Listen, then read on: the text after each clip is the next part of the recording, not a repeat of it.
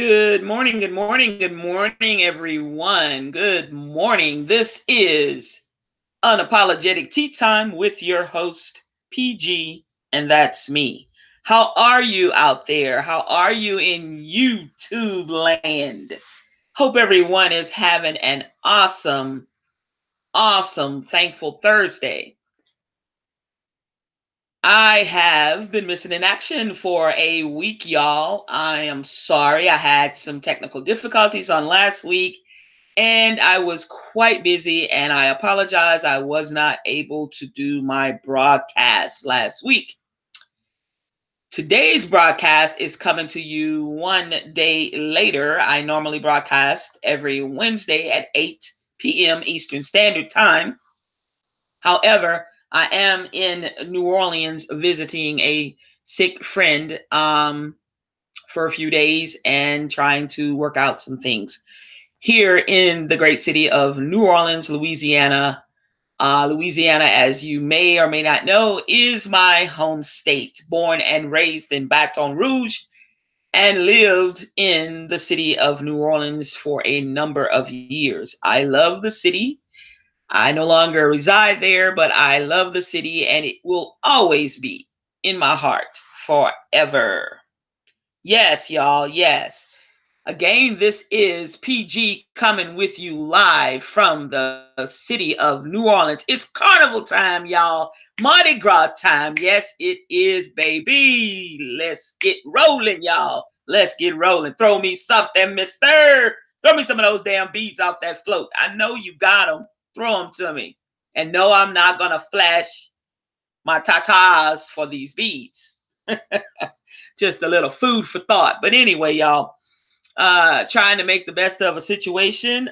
God is good, always continues to be good, and I hope that your blessings will come through for you today. Remember that if you are still topside and listening or whatever, or going about your merry way and listening to this later in the day or tonight or tomorrow or whenever, hey, that's an awesome thing. You know, if you can still walk, talk, and whatever you do, doing you, you're wonderfully blessed. So keep on keeping on. Y'all, we have a few things to talk about. Yes, indeed, we do. Yes, indeed, we do. First of all, I want to address the elephant in the room, y'all. I want to address the elephant in the room in Chicago, Illinois. The elephant in the room, and as my title would have you kind of say, perhaps, because a lot of us are saying, right about now. That question that I'm asking is, are you a narcissistic sociopath, Jessie Smollett? Y'all know a few weeks ago, when the news came out, and this young man said that he had gone through a hair-raising experience of an ordeal. Myself being a member of the LBGTQ XYZ, etc. community, I felt some kind of way. First of all, I had empathy for this person and, of course, compassion. However, there were some unanswered questions in the back of my mind that I immediately had. And most people had some questions. I don't know if they were the same as mine. I'm not sure. And, this is my channel, so this is my opinion. But as the time progressed, y'all, the questions that I had weren't really answered until things start to unravel and the investigators start to dig a little bit deeper and things started to really fall apart. First off, I'm going to say this. The story to me sounded a bit made up. However, I gave this young man the benefit of the doubt, thinking, well, he was probably just shook to his core. And maybe a few things he could not maybe remember perhaps, and was telling it the bits and pieces of what he remembered. But as the time went on and this young man continued to go on interviews and continued to say the same things, it just two and two never ever added up to four. Two and two was like 344. And I'm like, what the hell is going on here? And you know how you don't want to believe something and you like, okay, and you kind of feel it in your gut that where is this going? This is not right. This is not jiving. All this is not coming together. What the hell is going on? I felt that all along when I first heard it. But yet, not just me, lots of other people gave him the benefit of the doubt because we do have in our community, especially also hate crimes, crimes of hate that take place every single day in this nation and even in other countries where just being able to express your sexual orientation is a crime punishable by death. Um, so I don't take these things lightly. And of course, as time has gone on and as our nation is in such turmoil and such division, a lot of people seem to have become a bit numb over the years. Why? I can't speak for them, but I'm just noticing this trend of things. It's like, okay, if it didn't happen to me, it didn't happen to someone I know, or wasn't a family member, or what have you, then it happens all the time, no big deal. Well, we're talking about a human being. We're talking about human beings. We're not talking about stray animals, dogs, and cats. They're taken care of sometimes better than some humans are treated, by other humans. So with that being said, I'm going to move on into what I was asking is, and I guess I'm not asking Jessie, I'm asking myself, and having some experience in mental health, and also a person who does suffer from a mental health diagnosis. Um, I've done extensive research for my own self, well-being and my own health, mental health status. And I've done a lot of counseling. I've done a lot of asking of questions, and I've gotten a lot of answers over the years. I don't know everything, and everyone is different. Every mind is different. Every brain is different. But when we look at the core gist of things and the overall um, circle of things, then we kind of sometimes fall between certain boundaries and certain things that kind of make up the dynamics. And this young man, in my opinion, is exhibiting um, some definite traits and characteristics. A narcissistic sociopath, over what I've learned, is someone who basically has a combination of narcissistic personality and a sociopath traits that exist. Um, I just don't know.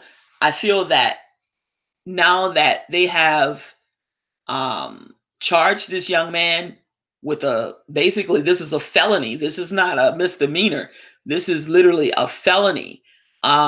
He's looking at loss of career, perhaps loss of his freedom, as well as monetary, retribution that's going to be sought.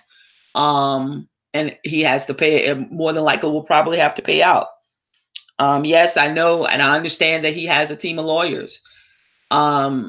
But looking at everything, I'm just wondering, I mean, you can have a hell of a defense team, but the handwriting, y'all, is on the wall.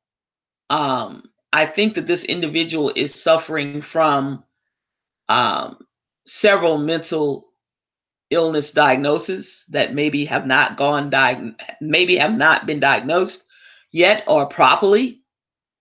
And I'm not going to use this as perhaps, or say that this should be an avenue that he should take in his defense to try to circumvent the penalties that's going to be later imposed upon him, because a crime has been committed. You know, they use countless hours of detective work and investigative work, countless, trying to dig up, countless rolling back video footage from several, cameras, as I understand that the news put out in the reports from the Chicago Police Department. Now, mind you, most of us know, that are in the know, and those who know that Chicago's police department has a not so stellar record of when it comes to African Americans, um, and the way they handle trying to investigate or um, get to the root of things. So, that was a strike on the police department. But however, I think that having had such a bad reputation, and trying to change and trying to make things better, communication wise, with the community in Chicago and their surrounding areas, I think that they work diligently and hard to basically um, prove that they were going to do a good job, and they were going to get to the bottom of whomever or whatever, took place, in committing a crime, if one was even committed. And I think they put forth a great effort in this, as we can all see.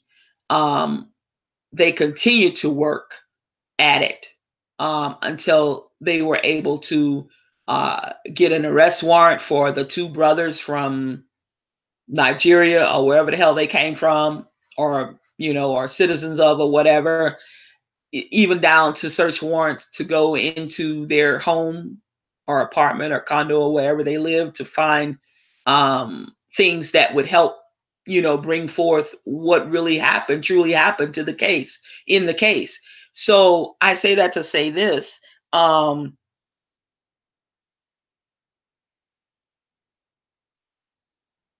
you know, this person is, I can't say that Jessie Smollett is mad, and I can't say that he's bad, but I can say that there is something that is not right with this young man, because it's not a boy, but this young man's mental capacity.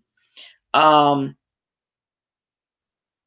not turning over the phone, and yes, of course, there's something, personal things that everybody perhaps has on their phones. Maybe not anything incriminating, but it's personal, and you may not want everybody to know. But I mean, I would certainly have handed over my phone in a Chicago second, if this heinous crime was committed on me, against me.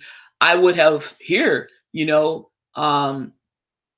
are some personal things on my phone, but please, by all means, look to see what it is that maybe you can find, or whatever, or if you have a lead on something. But I would just appreciate that you keep my personal life and out of this, if that was the case. But he refused to do so. He turned over some type of phone records that were heavily um redacted, or heavily kind of put together or moved around or whatever. And sometimes that's those are red flags. Those are things that in investigative work and in police work, you wonder, and you start to say, "Uh-oh, something's not right. Uh-oh, something's not right." And the next thing you know, then we come up with this charge here. This boy is being charged, or young man, I'm sorry, is being charged, which is very, very sad for the LGBTQ community, because um, countless people, like I said, are hurt or injured, brutalized, taunted on a daily basis. And now, it's unfortunate that perhaps in some small towns or somewhere, probably now they're going to look at these individuals a certain way and going to wonder if they're telling the truth, you know, um, before they even can finish their statements. Perhaps it's going to be this question in the back of these the authorities' minds are, oh, is this another, hoax? Is this another bullshit case? Is this another somebody starving and wants attention, or what? Is this really the truth? And now people could perhaps suffer even greatly, even more, just going to the authorities and having something drug out, or just they're not believing them. So this is really, this has an effect not just on Jessie Smollett, but the whole damn LGBTQ community. And it's sad. It's a sad time, because, we as people already suffer from inequalities, on a daily basis. We as Blacks suffer from inequalities on a daily basis sometimes. And then you have a certain genre of people with a certain sexual orientation or preference, you know, then that just adds some more fuel to the fire. We don't care if you get your ass whipped or or not. Now we can't believe y'all. Or did you whip your own self? Did you blacken your own eye or whatever? I mean, there's going to be questions like that that's going to come up. There's going to be doubt, instead of taking the person's word and going about your thorough investigation like you always should do, and then coming up with, if you can find the perpetrator or perpetrators, punishing them to the fullest extent of the law or whatever, as a hate crime or whatever crime that they committed on another person. These things are going to be challenged now. These things are going to, we're going to be met with opposition, perhaps. So it's sad. But back on the subject of a narcissistic sociopath, and that's definitely a label. I'm sorry. It is. This is what I see. It's definitely a label. Yes. And I'm sorry. I'm doing this. I'm saying that, it's a label. I'm putting it out there. But, sociopaths can be really, really, really, really tricky. And they have some characteristics that's like off the chain. They have these superficial charm within them, um, smooth talkers, you know, smooth talkers. Jesse is a damn smooth talker. I mean, he done went on and had an interview with on the Good Morning Show, Good Morning America. He was, on some other shows. He was, just doing the damn thing. I mean, I'm like, wow, really, um, overinflated. Um, I'm not saying that he was such a grandiose, had such a perhaps a grandiose opinion of himself, but he seemed a little overinflated, when it came to uh, his tale or what he was telling. Um, I don't know if he was bored at something, or if he was bored in his career and needed some kind of action going on, or some kind of attention seeking that he was doing at that time. I'm not even sure. But all I do know is it's not looking too good. And definitely, he's been found out to be a liar. Now, of course, we got the long arm of the law, and the way the judicial system works is you are supposedly innocent until proven guilty. And I believe that. But damn, you know, I haven't had his trial, and I haven't necessarily convicted him, but um, shit, innocent until proven guilty. Well, hell, they done found out you done this, this, and this, and this. Let me see how much innocence you have now. I mean, what innocence? You know, who knows? How can you afford to pay a judge off, or what? What's gonna go on now? Because we do know the judicial system is still crooked, and it always will be crooked. But back to what I'm saying is, for real, y'all. This dude, This dude has a problem, and y'all, it's serious. I don't know what's wrong with him, but I think that perhaps his family, uh, maybe someone should have maybe uh, tried to help him get some help, or maybe encourage him to get some help. I'm not sure if his fellow um, stars on Empire even perhaps knew. Maybe he has multiple personalities. I'm not sure. If he perhaps portrayed one thing while working as a cast member on Empire show, and then out in his real life was someone else, totally different. But a few people had to have been close to him, maybe perhaps on shows like that, are stars. You just don't work with people every day, and at the end of the day, then you go home and we don't know anything about you or whatever. So I'm not sure, but there is definitely some perhaps mental illness, definitely, and I'm leaning towards a narcissistic sociopath. um these type people are very manipulative, um very deceitful, and they do things in order to achieve their goals, or whatever they have in their mind that they need to do in order to get to the next level. They'll stoop underneath the ground to do it without any type of remorse. I mean, this guy went on, y'all know, national TV, not like one time, several times, and kept saying this shit over and over until, I'm thinking this motherfucker believes this shit himself. You know what I'm saying? And then to find out that you paid somebody, oh God, and then a noose around your neck, and you're gonna walk down the street. I mean, and it was fucking cold in Chicago, fucking cold. And who walking down at 2 something in the morning? You know what I'm saying, bitch? You ain't never heard of Uber, Lyft, goddamn DoorDash, motherfucker, deliver the food. If you, yeah, come on now. That was my thing in the back of my, like, this motherfucker must be crazy. He gotta be crazy. He got to be crazy. 2 something in the fucking morning, you walking to go to the motherfucking subway? Are you serious? And what the fucking subway open for 24 motherfucking hours? And that's a good thing. But then again, who the fuck walking down the street in Chicago? Come on, man.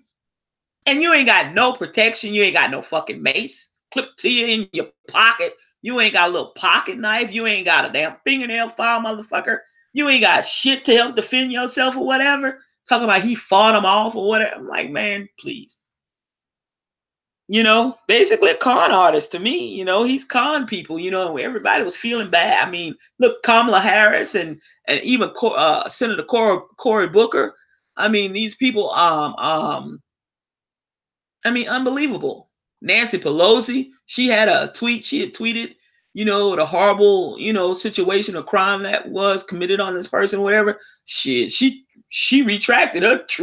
She retracted her tweet. That's some shit right there. I mean, it's sad. It's really sad. For him to defraud the police department like that, and take away perhaps some of their manpower from, and y'all already know Chicago is riddled with crime, and black on black crime, and gun violence and all.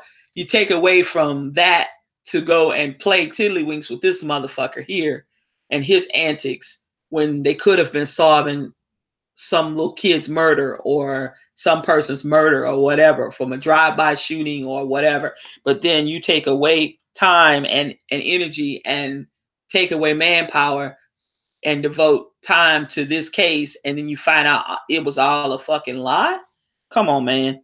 And this boy's still sticking out to, whatever. Come fucking clean. They got your ass now. Come clean.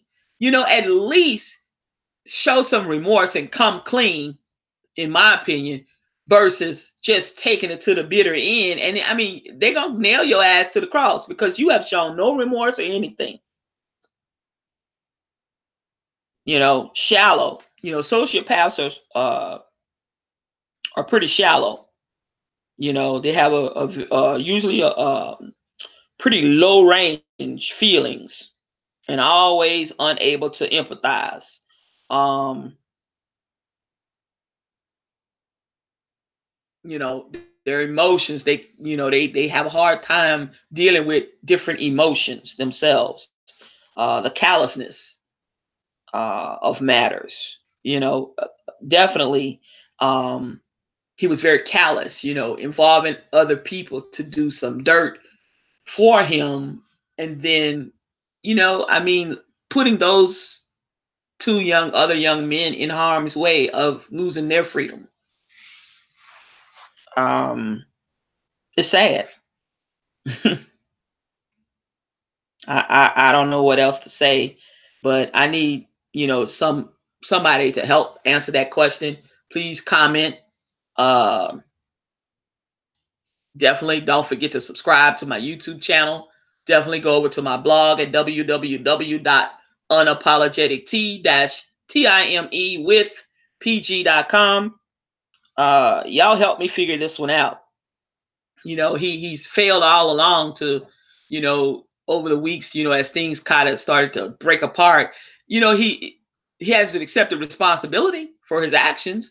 So, that's another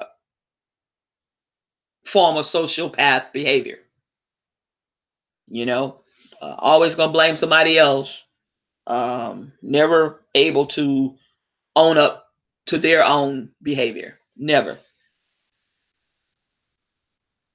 So it's really sad. Really, really sad. Maybe he had some kind of fantasy of other success, besides the path he was taking, on the show Empire. He had a little singing career starting to move, forward for him and stuff. I mean, maybe I don't know. I don't know. Maybe he wanted more power. Maybe he wanted more fame. Often narcissists um, fantasize about fame and power and success, and it just like fuels them, and they grab and they reach out and they stoop to levels that it's even unheard of, the stuff that they're capable of doing to have that 1 minute of fame, or that 2.5 seconds of power, or that month of of success or something. So, you know all of that, I'm telling y'all, as I think about, the definitions, and put things that I have read about and learned about over the years dealing with narcissistic sociopaths, trying to understand, um just it was very interesting, these type of people, to me. What the hell, dangerous people, because dangerous people they are. Look at the president these people elected. 45. Look at this person, narcissist. um just unbelievable, just unbelievable. So I don't know, y'all. But anyway, moving on from Jesse's ass. I wish him luck, I guess, because that's about all you can say.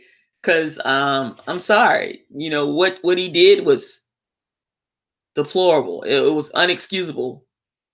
In the highest regard, it was unexcusable. And in my opinion, I think that Jessie Smollett should um he should have to pay. You do the crime, you do the time. You should have to pay. He should have to pay restitution. He definitely should. I don't know if jail time is gonna um would be good. I don't know. I mean, I don't know if jail time would be the answer. Maybe putting him into some type of program, maybe some type of in-house, program that You know, hey, you can't get out until you complete this motherfucker. We figure out what the fuck going on with you and get you some medicine or whatever the hell you need. Extensive therapy or whatever that needs to be done. And definitely restitution needs to be paid. Perhaps maybe probation. And you know, at this point, hell, he done lost his career pretty much. You know, not to say he can't get it again, but I mean, people not gonna be able to trust you. So it's real bad, y'all. It's real bad. But I think that, you know, he definitely should pay in some type of way, plus monetary, and reimburse, you know, the New York City, Chicago City's police department and what have you. I think that he should definitely do that. We'll see. We'll see what's coming up, you know, in the future for him. Sad day. Anyway, moving along, I'd like to give a shout out and I'd like to give kudos to the New Orleans finest, the men and women in blue. About, let's see, a week ago, Sunday, there was a shooting that took place in New Orleans, Louisiana, down on Elks and Canal Street. Now, I know where Elks and Canal Street is. Used to be the old Joy, that would be the Joy Theater down there and stuff. But anyway, there was a perpetrator, and when detectives rolled up and actually kind of identified him out into the crowd or wherever he was, there were innocent bystanders, people. That's a very, very well-known bus stop right there. And there's lots and lots of New Orleans citizens who ride city transportation. It used to be Regional Transit Authority. I don't know what the hell it's called now. It used to be called RTA. I don't know what it's called now. I used to catch buses, you know, and not drive sometimes. I used to catch buses because it wasn't anywhere that you fucking couldn't go in this city. And around to even to other parishes, and you could get the bus. I mean, and buses ran 24 hours. You know, streetcar. I mean, they would look at here. You could get wherever the hell you wanted to get on the bus without a problem. Now everything has changed since Katrina. You know, you got some buses, they've combined routes. Some buses, they've taken routes completely off. And I don't know what the hell. I mean, I was going to catch the bus for an experience last time I was here in January. I called up to find out the schedule. A lady tells me, well, ma'am, the bus might not come. I can't give you a direct schedule of what time, you know. I said, well, God damn, you can't, what the hell? The bus might not come. Right now, man, we got 8 buses that done broke down this morning. I said, oh, shit, here we go. I said, that's all right, miss. Thank you anyway.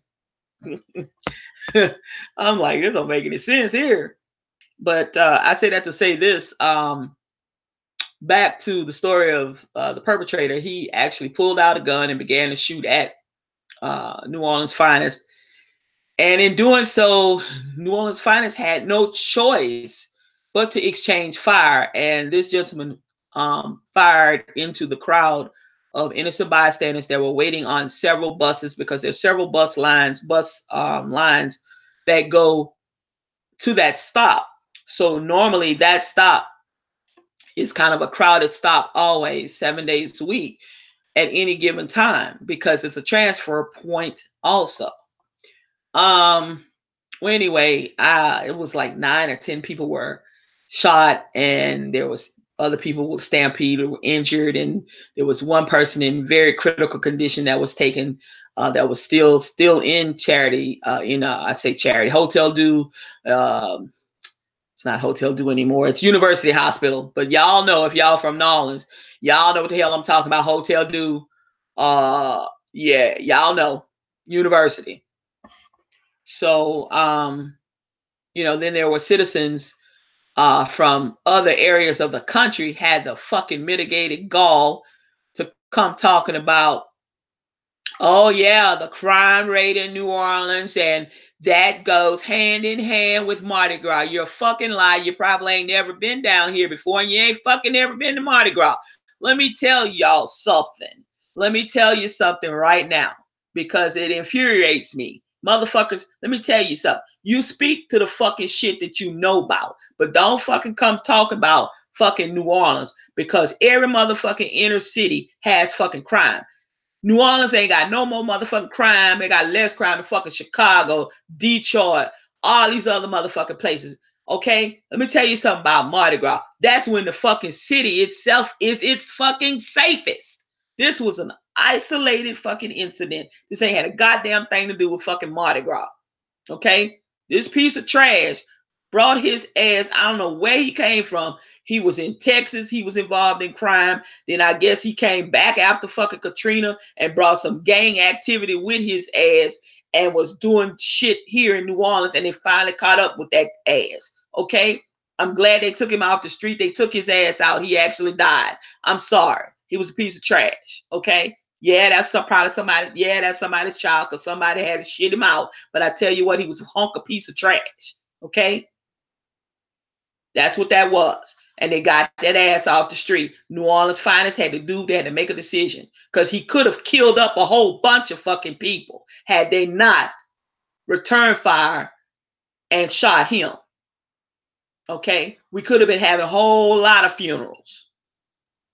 But this is when this city is its fucking safest because not only can New Orleans finest, the men and women in blue, do fucking crowd control. They're the best in the fucking nation when it comes to crowd fucking control. Okay? Because we have millions of motherfuckers that come to this city every fucking year. Okay? For Jazz Fest, for fucking Mardi Gras. They come from London, England, Paris, Spain, Gibraltar, every fucking where to come down here for fucking Mardi Gras. You understand what I'm saying? So I don't want to hear on the fucking news. I don't want to see on fucking Twitter. I don't want to see motherfuckers trying to give some commentary on fucking Facebook. And you don't know what the fuck you talking about. Ain't no city. There's no city, not even Atlanta, can fucking do crowd control like fucking New Orleans. Let me tell you something. When they have events, and like the Democratic National Convention, Republicans Convention, and all that shit, they actually send for people right down here in the city of fucking New Orleans to come and help their police departments and their law enforcement agencies to do crowd fucking control. And they're the ones that advise these fucking people about crowd control. New Orleans, Louisiana. Yes, indeed. Yes, indeed. Yes, yeah. Yeah, my baby. New Orleans. That's what the fuck I'm talking about. So I don't want to fucking hear it because I'm going to tell you now, if I hear it, I'm going to say something. That's how it is. I'm going to defend this city. I'm not going to defend it when it's wrong, but I'm damn sure going to defend it when it's right. And if you don't know what the fuck you talking about, get up off of New Orleans, motherfucker. Shut the fuck up because I'm going to shut you down. Every goddamn time you come telling me about crime, this one person just fucking money try to tell me about fucking crime and try to compare New Orleans to motherfucking Atlanta. I'm like, are you fucking crazy? When you can put New Orleans in Atlanta 10 goddamn times and still have land left over. What the fuck are you what are you talking about? Yes, it has crime. It has crime like everywhere else. You would think 7 fucking million people, and New Orleans ain't even got 1 million people anymore. We had a little over 1 million before fucking Katrina. Everybody didn't even come back after Katrina. Besides the almost 2,000 people that perished from this earth here in New Orleans. And you want to talk about crime? You can't talk about crime with me like that. Because that's not apples to apples. You don't talk about 7 million people versus, I think the last count was 870,000. That's not 1 million people. And we got 7 million motherfuckers in the ATL. Come on now. You goddamn right. ATL gonna have crime. You cannot fucking compare Atlanta, Georgia Metro to fucking New Orleans. Crazy as hell. And then you have the nerve to talk about that goes hand in hand with Mardi Gras. Let me tell you something. You got people, they don't give a fuck. That's just like the goddamn Super Bowl, or Sugar Bowl. We got the same motherfucking Super Bowl dome. We haven't built another fucking new stadium. We ain't had to build a new stadium to get fucking NFL to come and want to host the fucking Super Bowl. We didn't host the Super Bowl more than any city around in the same goddamn Superdome. We didn't even have to have a dome. We could have an outside motherfucking stadium and motherfuckers will still want to come to New Orleans for the Super Bowl. We don't have to have a Superdome to host the Sugar Bowl. The motherfuckers will come to New Orleans and be outside, okay, for a Sugar Bowl. Essence Fest. We didn't have, let me tell you, Jazz Fest. You got people coming from Europe, Asia, Africa, every fucking way in the fuck on the globe comes to New Orleans for the stuff that we have here, because it ain't no place like it. So don't try to scare people away, because they coming. Motherfuckers is coming. They got the hotels is booked up solid. You can't get a hotel. Tourists all around, wandering through the streets, looking. Look, I'm here. And it ain't even Mardi Gras yet. Okay, we've been in Mardi Gras season since January. We've had a long season this year. Mardi Gras ain't till the first Tuesday in March, y'all. Okay, but you see next weekend, you ain't gonna be able to walk through the city. Oh, hell no, because that's the biggest weekend leading up to Fat Tuesday or Shrove Tuesday. And Monday, the Monday before Fat Tuesday or Mardi Gras Day, that's Lundi Gras. Okay? But don't tell me, don't even put fucking New Orleans in your goddamn mouth and talk about they unsafe and crime go hand in hand with fucking Mardi Gras. Kiss my ass, because no, you don't know what the fuck you're talking about. So get up off it. And that's all I'm gonna say about that. That's all I'm gonna say about that. But yeah, kudos to the men and women in blue, New Orleans finest. Thank you for the job that you do. Thank you for doing a wonderful job trying to keep this city safe. Thank you for the crowd control expertise that you have, because if it wasn't for these folks doing a fantastic job, ain't no city could be able to host an extra million plus fucking people inside of their city, a itty bitty city at that.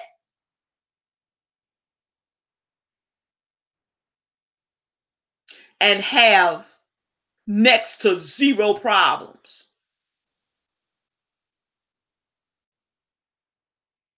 Mm-mm. Let me tell you, New Orleans finest will be on those horses. And you want to see them part of the crowd with a horse? Let me tell you, you get to fight in that fucking crowd if you want to. Baby, they coming for your ass. The mounted don't play. All right? Our state troopers will be out in force. They also come into the city. Okay? Louisiana state troopers, sheriff's department, they come to the city during this time to work together collectively to keep our tourists and residents safe. We love our tourists just as much as we love our residents. We don't want anything to happen to somebody that's just visiting our city. We don't want anything to happen to these people. They don't live here, and we sure the hell don't want our residents to encounter things. And they live here. We want people to come to New Orleans. The reason they love to come to New Orleans is because we show them a good time. You can walk down the street and talk to people. People gonna tell you, hey. People gonna tell you where to get some good food or whatever. It could be at the corner store. It could be at the Conda store. And you can go get goddamn hot sausage on French. Or you can go get a stuffed damn bell pepper with a plenty shrimp in it. Okay? People come to New Orleans for a reason. They'll tell you, because they're treated good.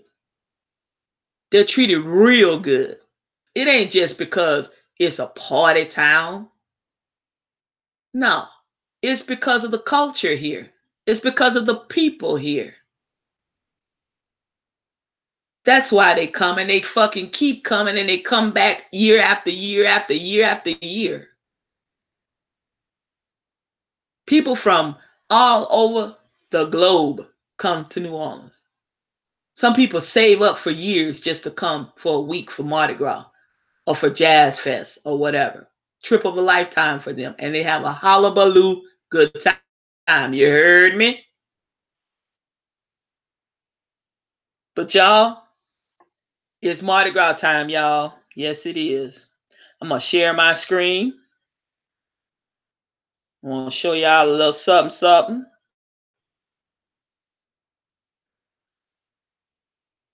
Do a little screen share.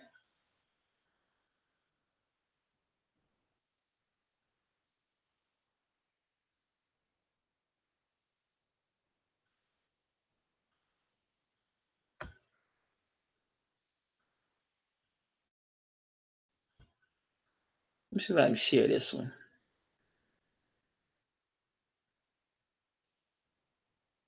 Check this out, y'all. Yeah, baby. It's on its way. There are parades. It's been raining. It's been a little wet, y'all. But that's all right. We stand out with an umbrella. We stand out with a damn slicker suit on. We don't give a damn. We don't care. You want to go to the parade? Fuck it, let's go. Don't matter. It's all about the party. It's all about the excitement. It's all about the revelry. You know? We don't care if it rains. Ain't no big deal. Just a little rain. You be all right. Hey, y'all. It is what it is. Uh,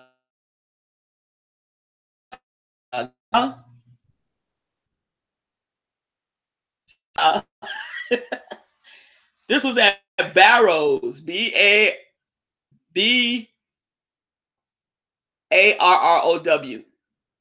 apostrophe S, Barrows. This was a restaurant that had been in business since the 40s, and it took them almost 14 years to come back after Katrina, and they finally made it. They finally made it, y'all. And I went over there and gave them some business. And this was Tuesday, actually, after I had went with my friend that I was visiting down here who's sick, had some tests and stuff, and had some doctor's appointments all on the same day. And I treated them for a late lunch after we got out of the hospital, and her granddaughter. So I had fried oysters and they had catfish. But that's how we do it. I had an oyster po' boy, y'all. Look at that. Look at them oysters, y'all. They look good, don't it? That potato salad sitting out right up atop by the oyster po' boy. It look good, don't it, y'all? I enjoyed myself. That was some good eating right there, y'all. That was some good ass eating. Sure was. I tore it up. The oysters was fried just like I like them. Not too crisp, but not soggy. Not too soft. They was good with that mayonnaise, baby. Blue plate mayonnaise. Yeah, buddy. Lettuce and tomato on French bread. It was kicking. Yes, it was. And in my glass was Barks root beer. Sure was. Tasted real good. But anyway, you know, I'm doing my good deeds. You know, I'm trying to be a good steward. I'm a damn good friend.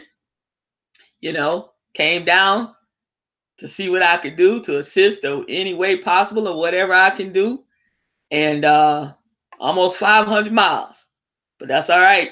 It is what it is. Because, you know, we can't live in this world by ourselves. And, you know, everybody gonna get sick sooner or later, you know. So you never know who might have to come help you. So it is what it is.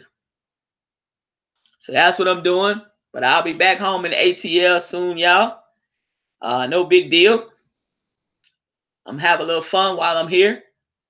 But my main focus is my friend who's been under the weather. But I'm gonna try to have a little fun, in between.